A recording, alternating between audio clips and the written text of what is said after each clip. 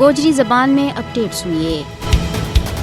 بھارتی مکار سامراج کی ہمیشہ تو یہ کوشش رہی ہے کہ سچ نہ جھوٹ کا پردہ ماں چھپائے جائے اور اپنا مکروہ کرتوتاں ور پردو کا لے جائے۔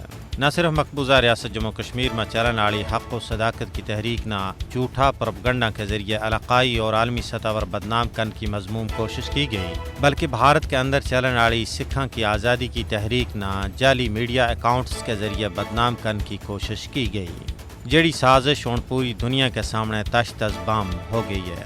سکھ برادری کے خلاف سوشل میڈیا پر بنائی گئی سازش کو پردو فاش ہو گیا ہے۔ برطانیہ میں مقیم CIR کی طرفوں کی جانے والی تحقیقات میں اس سکھ مخالف مضموم منصوبہ کو انکشاف ہوا ہے۔ بھارتی مکار حکومت نے جعلی سوشل میڈیا پروفائلز بنائی تھی جن کو مقصد سکھ برادری نہ دنیا میں بدنام کرنا تھو۔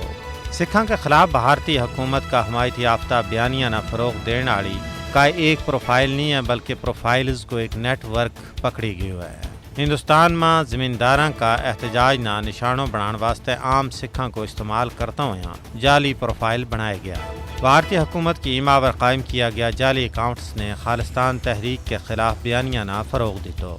ایسا لوکاں کا جعلی میڈیا اکاؤنٹس جڑا سکھاں ور اثر انداز ہونے والا لوکاں کی نکالی کریں تھا۔